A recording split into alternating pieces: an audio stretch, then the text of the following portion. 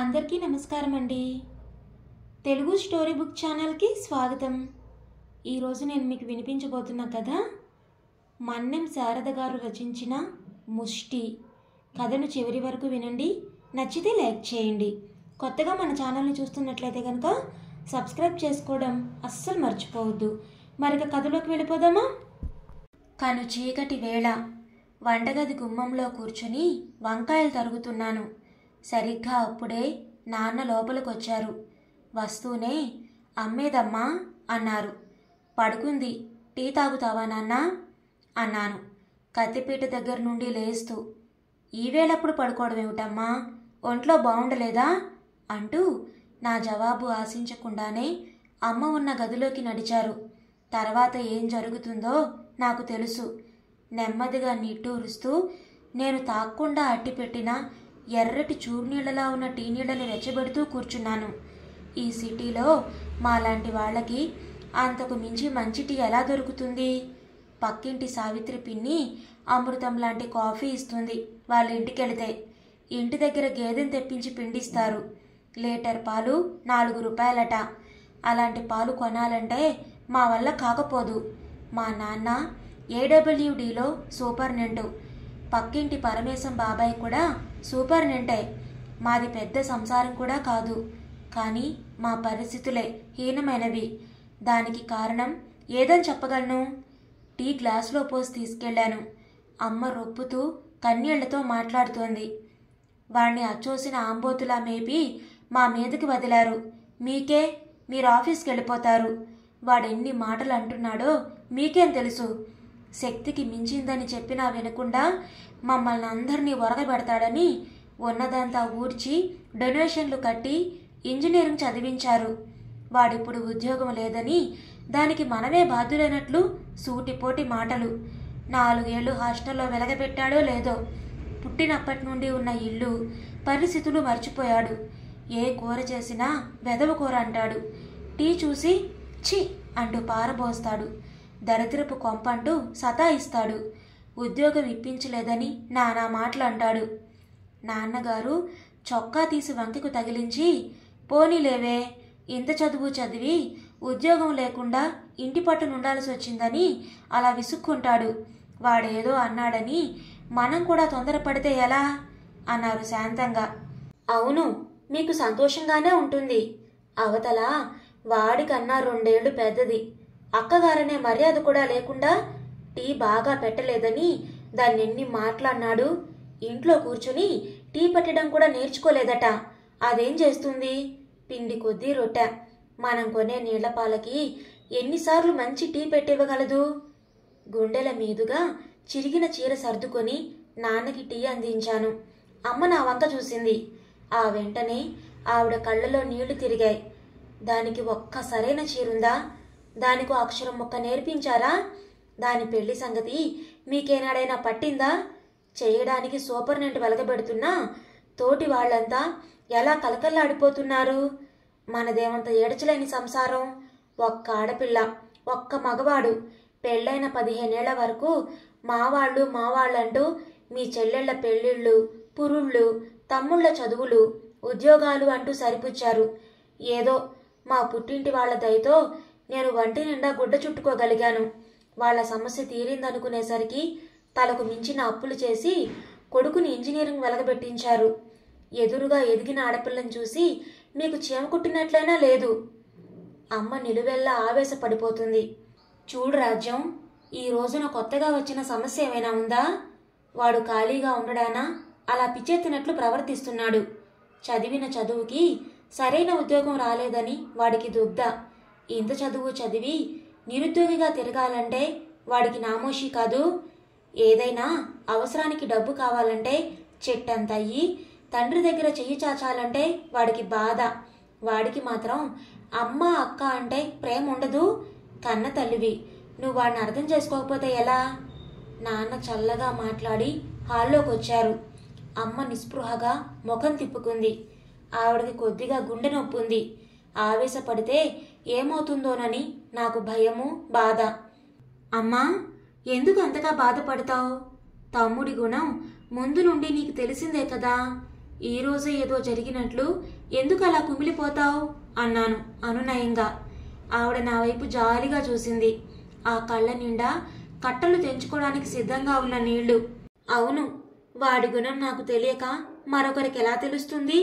చిన్నప్పుడు వాడిది వాడికున్నా నీ చేతిలో ఆట వస్తువు కోసం ఏడ్చేవాడు. వాడి పోరు భరించలేకునో వంశోద్ధారకుడు అనే ప్రేమ చేతనో పెద్దదానివంటూ నీ చేతిలోది లాక్కొని వాడి చేతిలో పెట్టి ఊరుకోబెట్టేవాళ్ళం. చివరికి చిన్ననాడు ముద్దుగా భావించిన మారం కాస్త వాణ్ణి ఉత్త స్వార్థపరుణ్ణి చేసింది. ఈరోజు వాడు వాడి గురించి తప్ప పక్క వాళ్ళ గురించి ఆలోచించే స్థితి దాటిపోయాడు. వాణ్ణలా తయారు చేసింది మేమే తల్లి, మేమే అంది ఆవేదనగా. నాకేం మాట్లాడాలో తోచలేదు. నేను పెద్దగా చదువుకోలేదు. అసలు అలాంటి అవకాశం నాకు రాలేదు. థర్డ్ ఫారం చదువుతుండగా అనుకుంటాను అమ్మకి బాగా జబ్బు చేసింది. ఇంట్లో సాయానికి మరో ఆడతోడు లేకపోవడంతో నా చదువు అర్ధాంతరంగా ఆగిపోయింది. అసలు నా చదువు ఆగిపోవడం అనేది అప్పట్లో ఎవరికీ పెద్ద సమస్యగా కనిపించలేదు. ఆ రోజు నుండి ఇంటి పని, వంట పని నా వ్యాపకమైపోయింది. పక్కింటి పరమేశం బాబాయ్ మాత్రం నాన్నను చాలాసార్లు కోప్పడ్డం నాకు తెలుసు. పార్వతిని అనవసరంగా చదువు మాన్పించావు. ఈ రోజుల్లో చదువులేని ఆడపిల్లలున్నారా?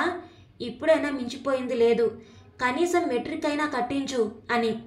నాన్న ఆ మాటల్ని అంత లక్ష్య పెట్టలేదు. అప్పట్లో నాకు నా జీవితం మీద ఇదిమిద్దమైన అభిప్రాయం అంటూ లేదు. అందువల్ల నేను చదువుకుంటాను నాన్న అని నోరు విప్పి ఏనాడు అడగలేకపోయాను. ఇప్పుడిప్పుడే నా మెదడు కాస్త ఆలోచించగలుగుతోంది. తోటి ఆడపిల్లల్లా కాలేజీలకి వెళ్ళలేకపోయాను అన్న ఆవేదన నాకు ఏనాడూ లేదు. విజ్ఞాన సముపార్జన కోసం డిగ్రీలు పొందలేదు అన్న బాధ కూడా లేదు. నాన్న వయసులో పెద్దదాన్ని అయిన నా పెళ్లి వెనక్కి నెట్టి ఉన్నది లేనిది తెచ్చి శక్తికి మించి తమ్ముడికి పెద్ద చదువు చెప్పించాడు. తమ్ముడు పెద్ద చదువు చదువుకున్నాడు అన్న దుగ్ధ కూడా నాకు లేదు. నా తోబుట్టువు పెద్ద ఉద్యోగంలో ఉంటే నాకు ఆనందమే కదా. ప్రస్తుతం నన్ను పీడిస్తున్న బాధ ఒక్కటే. నా జీవితానికి గమ్యం ఏమిటి? నాన్న ఆలోచనలు వేరు. ఆయన ఇంజనీరింగ్ డిపార్ట్మెంట్లో పనిచేస్తున్నారు. తోటి ఇంజనీర్లు ఎలా అంచెలంచెలుగా ప్రమోషన్లు పొంది ఆఫీసులకి అధికారులు అయిపోతున్నారో ఆయన కళ్ళారా చూశారు. ఒసే మొద్దు, కష్టపడి బిఏలు ఎంఏలు చెప్పిస్తే వాడికి మహా వస్తే గుమాస్తాగిరి వస్తుంది. దాంతో వాడు 25 ఏళ్ళు నౌకరీ చేసి చివరికి ఎప్పుడో మహా అయితే సూపర్నెంట్ అవుతాడు. మళ్ళీ చాలని బ్రతుకులే. మా నాన్న గుమస్తా, నేను గుమస్తా. మళ్ళీ నా కొడుకు కూడా గుమస్తాయే కావాలా? అందుకే వాడిని కష్టపడి చదివించి ఇంజనీర్ చేయాలనుకుంటున్నాను. వాడు అందొస్తే మన కష్టాలన్నీ ఇట్టే గట్టెక్కుతాయి అనేవాడమ్మతో. కానీ నాన్న అంచనాలు తారుమారయ్యాయి. ఆయన పథకాలు బెడిసి కొట్టాయి. ఇంజనీర్లకి పెద్ద పెట్టున ఊస్టింగ్స్ వచ్చాయట. ఉన్నవాళ్ళనే ఓడబీకేస్తున్నారట. దాంతో మా తమ్ముడు నారాయణ నిరుద్యోగిగా మిగిలిపోయాడు. మరే చిన్న ఉద్యోగం చేయాలన్నా వాడికి చెప్పలేని నామోషి. యువతల చదువు కోసం నాన్న చేసిన అప్పులు వడ్డీలతో కలిసి మేరు పర్వతంలా పెరిగిపోతున్నాయి. ఇలాంటి స్థితిలో ఇటు పెళ్లి లేక అటు బ్రతుకు తెరువు లేని నాలాంటి ఆడపిల్ల గతేంటి? ఈ ఆలోచన నాకు ఈ మధ్యనే వస్తుంది. ఏమిటి ఆలోచిస్తున్నావు అంది అమ్మ నా వంక చూస్తూ. రాత్రి 9 గంటలవుతుంది. తమ్ముడు ఇంకా రాలేదు. వస్తాడని నమ్మకం కూడా లేదు. వాడు ఇల్లు విడిచి వెళ్ళి 4 రోజులైంది. వెళ్లే ముందు వాడు నాన్నగారితో గట్టిగా ఘర్షణ పడ్డాడు. నాన్నగారు పనికి మాలిన చదువు చెప్పించారట. చిన్న ఉద్యోగం వేయించలేని అసమర్థులట. ఇంటర్వ్యూకి వెళ్లాలన్నా గీసి గీసి ముష్టి 100 రూపాయలు సర్దలేరట. ఇంకా ఇలా ఎన్నెన్నో. వాడి మాటలకు నాన్నగారు కృంగిపోయారు. అమ్మ సరే సరి. లోపల గదిలో కుమిలి కుమిలి ఏడుస్తోంది. వాడు వెళ్ళాక అమ్మ కూడా నాన్నగారి మీద విరుచుకు పడింది. ముందు పార్వతి పెళ్లి సంగతి తేల్చండి. నా ప్రాణం ఉండగా దాన్ని చివరకు ముష్టివాడికిచ్చి చేసినా నాకు సంతోషమే. వాడు మగాడు. రిక్షా లాక్కొనైనా బ్రతుకుతాడు. దీని గతేంటి? 25 ఏళ్ళు వచ్చాయి. రేపు మనం పోతే దాన్ని ఎవరు చూస్తారు అంటూ ఏడ్చింది. నాన్న ఎప్పట్లాగే మౌనాన్ని ఆశ్రయించారు. హాల్లో పరమేశం బాబాయి నాన్నతో మాట్లాడుతున్నారు. ఏ, మీ నారాయణ ఇంకా ఇల్లు చేరలేదా అన్నారు బాబాయ్. లేదు, వాడు నా మీద అలిగాడు. అసమర్థుడైన తండ్రిని చూస్తే సంతానానికి లోకువే కదా. ఏమిటట బాబాయ్ ప్రశ్న. ఏముంది, మధ్యతరగతి కుటుంబాల్లో ఉండే మామూలు చరిత్రే. నిరుద్యోగం, ఆర్థిక ఇబ్బందులు అన్నారు నాన్న దిగులుగా. ఎంతైనా నువ్వు పొరపాటు చేశావోయ్. ముందు ఉన్నదాంతో ఆడపిల్లను వదిలించేసుకుంటే ఆ పైన ఉన్నదాంతో ఏదో ఒకటి ఏడ్చేవాడు. మొదటి నుండి నువ్వు పార్వతిని పక్షపాతంతో చూశావు. ఎంతసేపు కొడుకుని అందులో వెక్కించాలనే తాపత్రయమే. బాబాయి నాన్ననలా కోపడ్డం ఎన్నోసారో. నాన్న నిస్పృహగా నవ్వి, ఆఖరికి నువ్వు మా రాజ్యంలాగే అంటున్నావు. పార్వతి అంటే నాకు ప్రేమ లేదనేగా మీ అందరి ఉద్దేశం. వాడికి ఉద్యోగం వస్తే గట్టిగా 4 ఏళ్లలో వాడి జీతం దాచి పార్వతికి మంచి సంబంధం చేయాలనుకున్నాను. ఆ విధంగా ఇద్దరూ ఒక స్థాయి పైకెళ్ళి సుఖపడతారని కలలు కన్నాను.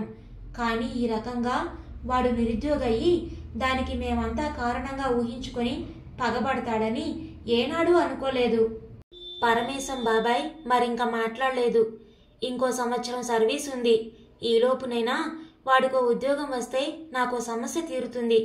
లోపల నుండి అంతా వింటున్న నేను గాఢంగా నిట్టూర్చాను.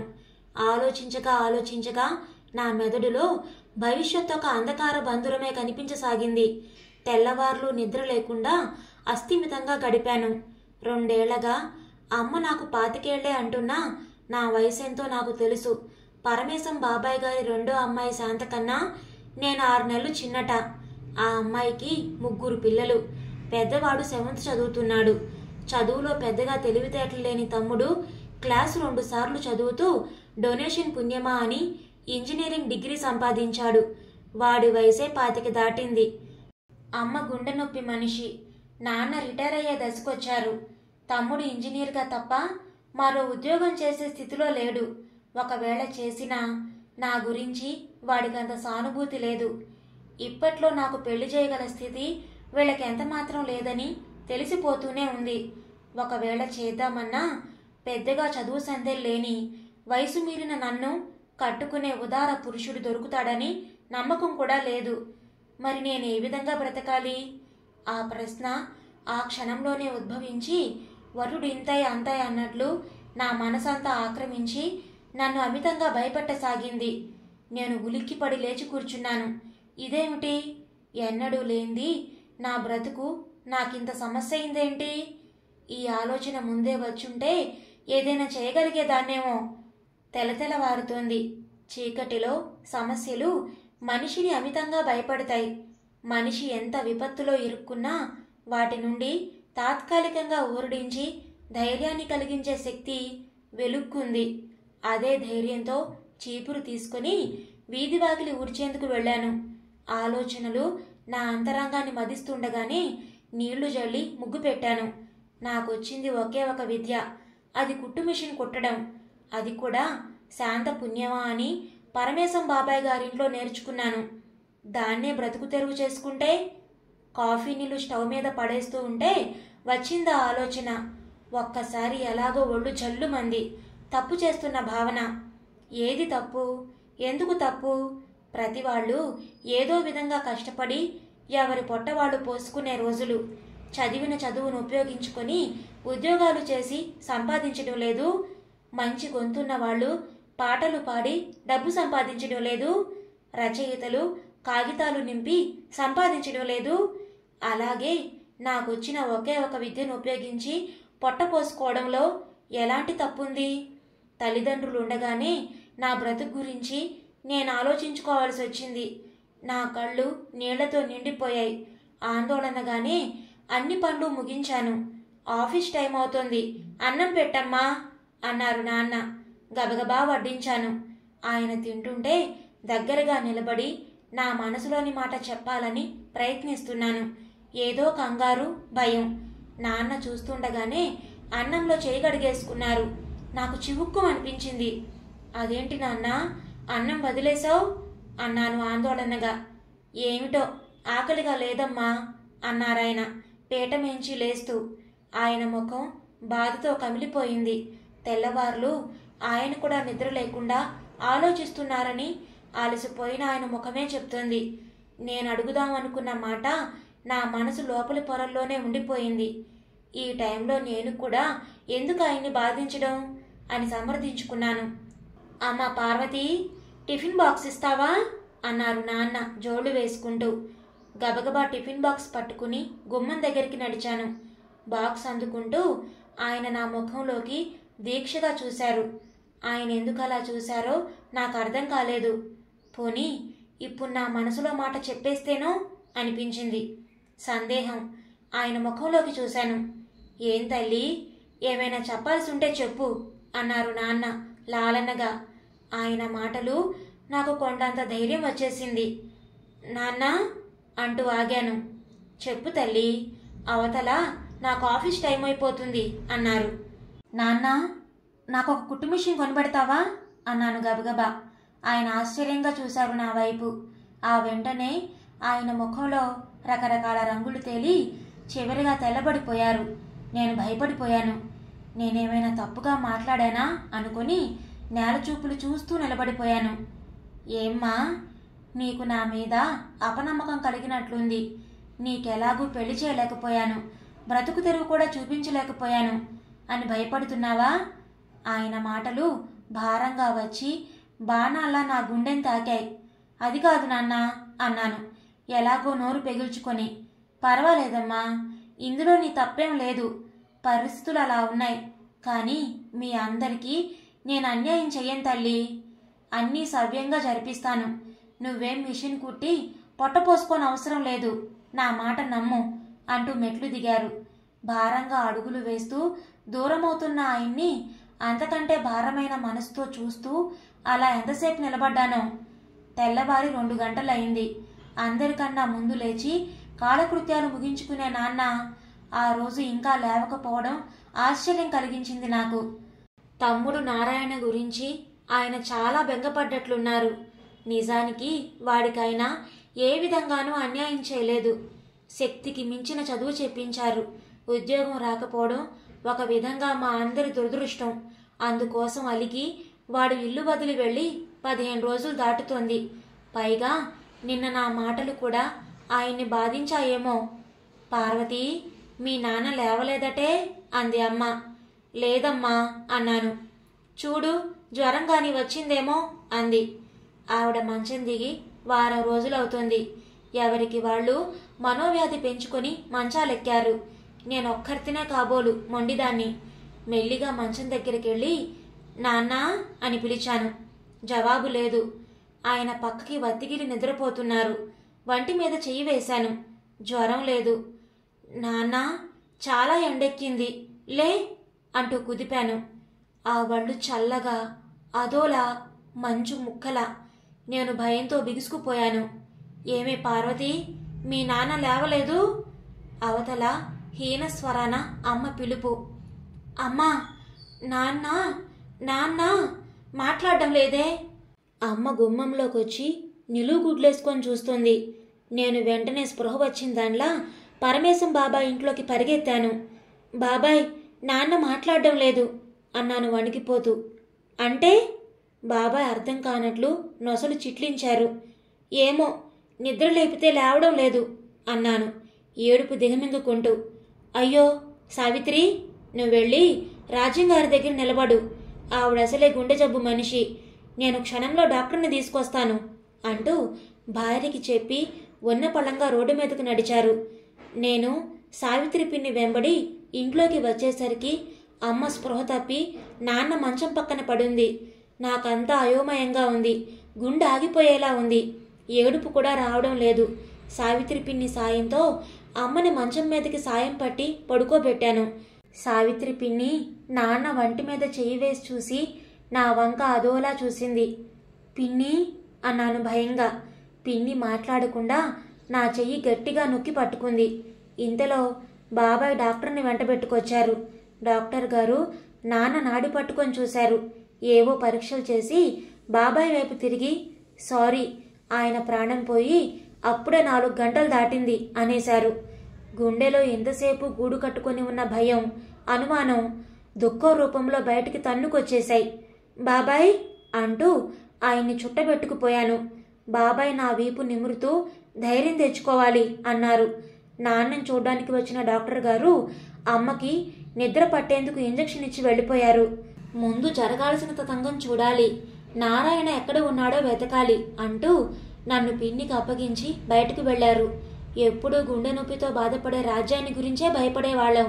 కానీ ఈయనంత అర్ధాంతరంగా వెళ్ళిపోతారని కలలో కూడా అనుకోలేదు. సావిత్రి పిన్ని చూడవచ్చిన వాళ్లతో చెప్తోంది. పాపం పిల్ల పెళ్లి కూడా చేయలేదు, కొడుక్కి ఉద్యోగం కూడా లేదట. రాజ్యం గారిని జాగ్రత్త. ఎవరెవరివో గొంతులు, ఏవేవో సానుభూతులు. అలా ఎంతసేపు గడిచిందో. బాబాయి నారాయణ్ణి వెంటబెట్టుకొచ్చారు. జరగవలసిన తతంగం జరిగిపోయింది. నేనలా మ్రాన్పడి ఎంతసేపు కూర్చున్నానో, ఎన్ని రోజులు కూర్చున్నానో. నారాయణ ఈ 15 రోజులుగా ఇంటి పట్టునే ఉంటున్నాడు. అమ్మ జీవోత్సవంలా మంచాన్ని అంటిపెట్టుకొని ఉంది. మా మధ్య ఎలాంటి మాటలు లేవు. ఎవరి ఆలోచనలు వారివి, ఎవరి బాధలు వారివి. ఎప్పుడైనా కాసేపు పరమేశం బాబాయ్ కానీ సావిత్రి పిన్ని కానీ వచ్చినప్పుడే కాస్త కదలిక. ఆ రోజు పరమేశం బాబాయి హడావుడిగా లోనుకొస్తూనే అమ్మని పిలవమన్నారు. నేను మెల్లిగా అమ్మని లేవదీసి నడిపించుకొచ్చి హాల్లో మంచం మీద కూర్చోబెట్టాను. పరమేశం బాబాయి కుర్చీలో కూర్చున్నారు. దూరంగా కిటికీ దగ్గరగా నారాయణ నిలబడ్డాడు. చూడమ్మా, పోయిన వాళ్ళ గురించి ఎన్నాళ్ళెలా బల్లుల్లా మంచాల కతుక్కొని బెంగపడతారు? ధైర్యం తెచ్చుకొని తిరగాలి అన్నారు అమ్మనుద్దేశించి. అమ్మ కళ్ళనీళ్లు కుక్కుకుంటూ తలవాల్చుకుంది. చూడు నారాయణ అంటూ బాబాయి నారాయణ్ణి దగ్గరికి పిలిచారు. నారాయణ దగ్గరికి నిలబడ్డాడు. పోయిన మీ నాన్న ఎటూ తిరిగి రారు. అంతకంటే మీరు బాధపడవలసింది ఉన్న ఆధారం పోవడం. అది పెద్ద దురదృష్టం. కానీ మీరొక విధంగా అదృష్టవంతులే. మీ నాన్న సర్వీసులో ఉంటూ పోవడం వల్ల నీకు అదే ఆఫీసులో ఉద్యోగం వస్తుంది. ఏదో ఒక ఉద్యోగం కాదు, నిన్ను వెంటనే ఇంజనీర్గా తీసుకుంటారు. మీ అమ్మగారికి పెన్షన్ వస్తుంది. పైగా ఈ గవర్నమెంట్ క్వార్టర్ కూడా మీరు ఖాళీ చేయనవసరం లేదు అంటూ ఆగి ఆయన ఒక క్షణం నా ముఖంలోకి చూశారు. పోతే ఇక పార్వతి విషయం. ఫ్యామిలీ బెనిఫిట్ ఫండుగా గవర్నమెంట్ నుండి 10,000 రూపాయలు వస్తాయి. వాటితో పార్వతి పెళ్లి జరిపిస్తే సమస్యలన్నీ తీరిపోయినట్లే అంటూ లేచారు. నాకు ఆశ్చర్యం, బాధ కలిగింది. ఏవైతే తన చేతుల మీదుగా చేయలేకపోయారో అవన్నీ ఆయన పోయాక కేవలం ఆయన మూలంగా మాకు అందుతున్నందుకు బాధపడాలో సంతోషించాలో అర్థం కాని స్థితి. నారాయణ రూపం మారిపోయింది. ఈ మధ్యనే కుట్టించిన రకరకాల ఖరీదైన బట్టలతో వాడు టీవీగా నిజమైన ఇంజనీర్ లాగే మెరిసిపోతున్నాడు. చాలా త్వరగానే నాన్న పోయిన బాధ మర్చిపోయినట్లున్నాడు. అసలు వాడు బాధపడ్డా అని నా అనుమానం. ఇంజనీర్గా ఉద్యోగం సంపాదించాకే వాడి ముఖంలో చెప్పలేని ఉత్సాహం కనిపించింది. అమ్మ ఉండలేక ఒకరోజు అడిగింది, నాన్న పేరుతో డబ్బేదో వస్తుందని చెప్పాడురా బాబాయి, వచ్చిందా? నారాయణ ఆ మాటకే పెద్ద పెట్టున విసుక్కున్నాడు. ఆఫీసులో మ్యాటర్స్ సెటిల్ చేయడం అంటే ఇంట్లో కూర్చుని వంకాయలు తరగడం కాదు, టైం పడుతుంది అంటూ. అమ్మ మరింకేం మాట్లాడలేదు. ఇదిలా ఉండగానే నారాయణ ఒకరోజు కూడా ఒక అమ్మాయిని వెంటబెట్టుకొచ్చాడు. ఆ రావడం మామూలుగా కాదు, మెళ్ళో పూలదండలతో. విషయం అర్థమైపోతున్నా ఏదో అర్థం కాని బాధ. ఏమిట్రా ఇది అంది అమ్మ ఆందోళనగా. ఆ అమ్మాయిని చదువుకునే రోజుల్లోనే ప్రేమించాట. ఉద్యోగం కోసం ఆగాట ఇన్నాళ్ళు. తండ్రి పోయిన 3 నెలలకే పందిట్లో పెద్ద పెట్టిన పెళ్లి చేసుకోవడం బాగుండదని సింపుల్గా స్నేహితుల సమక్షంలో రిజిస్టర్ మ్యారేజ్ చేసుకొని వచ్చానని తేలిగ్గా చెప్పేశాడు. ఆ మాట విని అమ్మ కుమిలి కుమిలి ఏడ్చింది. నారాయణ ఇంతెత్తు నెగిరాడు. శుభమా అని పెళ్లి చేసుకుంటే శవం వెళ్ళినట్లా ఏడుపేంటి? ఇంట్లో ఉండమంటావా వద్దా అన్నాడు. అమ్మని గట్టిగా పట్టుకుని ఏడవద్దని బ్రతిమాలాను. ఏడవడం కాక నాకేం మిగిలింది? డాక్టర్లు నా గుండె బలహీనమంటారు. ఇన్ని జరిగినా ఇది ఆగిచావుదేమే అంటూ వాపోయింది. నారాయణ, అతని భార్య శ్యామల ఆ రాత్రే ఊరెళ్లారు. అక్క, మేమలా 4 ఊర్లు తిరిగి వస్తాం. పెళ్లి చేసుకొచ్చామని ఇక్కడ ఎవరికన్నా సరదానా సంతోషమా అన్నాడు. సూట్ కేసు తీసుకొని బయలుదేరుతూ. హనీమూన్ కాబోలు. ఆ రాత్రి అమ్మ పరమేశం బాబాయ్కి చెప్పి ఏడ్చింది. వాడెవరిని చేసుకొని ఎలా ఊరేగినా నాకు అక్కర్లేదు, వాళ్ళ నాన్న పేరున వచ్చిన డబ్బు తెస్తానని నా చేత సంతకాలు పెట్టించుకొని వెళ్ళాడు. అది కాస్త ఇవ్వమనండి, దాని పెళ్లి జరిపించి కళ్ళు మూసుకుంటాను అంది. పరమేశం బాబాయ్ సరేనంటూ లేచి వెళ్ళిపోయారు. నారాయణ ఊరు నుండి వచ్చి సరాసరి వేరే కాపురం పెట్టాడని తెలిసి హతాశులయ్యాం. అప్పటికి ప్రాణం ఆక్క అమ్మ పరమేశం బాబాయిని పంపించి డబ్బు విషయం అడిగి రమ్మంది. బాబాయి వెళ్ళిన గంటలోనే ఉసూరుమంటూ తిరిగొచ్చాడు. లాభం లేదమ్మా, అనకూడదు గాని అలాంటి విశ్వాసఘాతకుణ్ణి కొడుకని మర్చిపో. వచ్చిన డబ్బు వాళ్ళ నాన్న చేసిన అప్పులకి వడ్డీ కట్టడానికే చాలేదట. పార్వతి పెళ్లి తన బాధ్యత ఎలా అవుతుందని నెలేశాడు. ఒకటేమిటి, అన్నీ అడ్డంగానే మాట్లాడాడు. నెలకి ఓ 100 రూపాయలు ఇస్తాట. ఈ క్వార్టర్లో ఉండమని ఔదార్యం ప్రకటించాడు అన్నారు. అమ్మ నిలువున నీరైపోయి కూర్చుంది. నాకు అకస్మాత్తుగా ఎక్కడలేని ధైర్యం, తెగింపు వచ్చేశాయి. అమ్మా, నా మాట ఒకటి వింటావా? అమ్మ నా వైపు దీనంగా చూసింది. ఈ రోజు నుండి నువ్వు నేనొక్కతినే కూతురుననుకో. ఏ ఆధారం కోసమో ఎవరి జాలి కోసమో ప్రాకులాడకు. కనీసం నువ్వు ప్రాణంతో నాకు అండగా ఉంటే అది చాలు నాకు అంటూ బాబాయ్ వైపు తిరిగన్నాను. బాబాయ్, ఇంటి పక్కన ఉన్న నేరానికో నాన్నకి నిజమైన స్నేహితుడిగానో సొంత బాబాయివి కాకపోయినా కన్న తండ్రి కంటే ఎక్కువే మమ్మల్ని ఆదుకున్నావు. అదే ధైర్యంతో ఇంకొక్క సాయం చేయమని కోరుతున్నాను, కాదనవుగా? ఏమిటమ్మా అది? నాకొక్క కుట్టు మిషన్ కొనివ్వు. దాంతో నా పొట్ట నేను పోసుకోవడానికి ప్రయత్నిస్తాను. ధర్మంగా మాత్రం అడగను, కేవలం అప్పుగా మాత్రమే. మెల్లిగా నీ రుణం తీర్చుకుంటాను. బాబాయ్ సరేనంటూ నా తల నిమిరి అలాగేనమ్మా అంటూ పైకి లేచారు. అంతేకాదు బాబాయ్, ఈ క్వార్టర్ మాకొద్దు. ఏదైనా ఒక గది చూడు, మా శక్తికి తగ్గ ఇంట్లోనే ఉంటాం అన్నాను. వారం రోజుల తర్వాత బాబాయ్ కాస్త దూరంగా ఒక గది చూసి పెట్టాడు. సామాన్లు సర్దుతున్నాను. నాన్నకి సంబంధించిన పాత కాగితాలేవో తీస్తుంటే చింపబుద్ధి కాలేదు. ఒక్కొక్కటే చూస్తూ ఉండగా అకస్మాత్తుగా నాన్న దస్తూరి ఉన్న కాగితం మీద నా దృష్టి పడింది. అది నాన్న చనిపోయే ముందు నారాయణను ఉద్దేశించి రాసిన ఉత్తరం. నా చేతులు వణుకుతున్నా నా కళ్ళు ఆదుర్దాగా చదువుతున్నాయి. నాయనా నారాయణ, ఈ ఉత్తరాన్ని నువ్వు సాధ్యమైనంత సావధానంగా చదువు. నాలా నువ్వు గుమస్తావు కాకూడదని, ఇంటి బాధ్యతల్లో ఇరుక్కొని చిన్న వయసులోనే సతమతమైపోకూడదనే సదుద్దేశంతోనే నేను నిన్ను శక్తికి మించిన అప్పులు చేసి డొనేషన్ కట్టి ఇంజనీరింగ్ చదివించాను. నా చేతుల మీదుగా అపాయింట్మెంట్ తీసుకున్న కుర్ర ఇంజనీర్లు ఎంతమందో నా కళ్ళెదుటే పెద్ద పెద్ద ఆఫీసర్లు కావడం చూసి నాకు ఎలాగైనా నిన్ను ఇంజనీర్ని చేయాలన్న దురాశ కలిగింది. దురాశ అని ఎందుకన్నానంటే నా ఆశ అడియాస అయింది కాబట్టి. ఆ ఆశతోనే నేను నా బాధ్యతలు కొన్ని విస్మరించాను. అందులో ముఖ్యమైంది పార్వతి పెళ్ళి. అయితే ఇది కేవలం నిర్లక్ష్యం మాత్రం కాదు. నువ్వు ఇంజనీర్ కాగానే 4 ఏళ్లలో డబ్బు కూడగట్టుకుని పార్వతికి మంచి సంబంధం చూడాలి అనే ఆశ ఉంది. అయితే దురదృష్టం కొద్దీ నీ చదువయ్యే నాటికి ఇంజనీర్లకు నిరుద్యోగ సమస్య వచ్చింది. ఉన్న వాళ్ళనే పెద్ద పెట్టున ఓడబీకేశారు. ఇది నాకు వెన్నుపోటయింది. నువ్వు కూడా ఈ సమస్యని అర్థం చేసుకోలేక నా మీదే విరుచుకుపడ్డావు. దానికి తోడు పార్వతి. ఎన్నడూ నోరు విప్పి ఏదీ అడగని పార్వతి 4 రోజుల క్రితం ఏం చేసిందో తెలుసా? ఓ కుట్టు మిషన్ కొనిపెట్టమని దీనంగా అడిగింది. అంటే దానికింక నేనేం చేయలేనని అది అర్థం చేసుకుందన్నమాట. ఇలాంటి పరిస్థితిలో కన్న తండ్రిగా నేనేం చేయాలి? బాగా ఆలోచించాను. నేను ముందుగా రిటైర్ అయితే నీకు అదే ఆఫీసులో ఉద్యోగం వస్తుంది. కానీ అది నీ చదువుకి తగిందే అయి ఉండాలని రూల్ లేదు. కానీ ఉద్యోగంలో ఉన్న వ్యక్తి పోతే వెంటనే అతని సంతానంలో ఒకరికి చదువుకి తగిన ఉద్యోగం లభిస్తుంది. పైగా ఫ్యామిలీ బెనిఫిట్ ఫండ్గా ఓ 10,000 అందుతాయి. అందుకే నా బాధ్యత తీర్చుకోవడానికి గాను నేను జీవితం నుండి రిటైర్ అవుతున్నాను. ఇంతటితో మీ బాధలు తీరుతాయి. కానీ చివరిగా నాదొక్క కోరిక.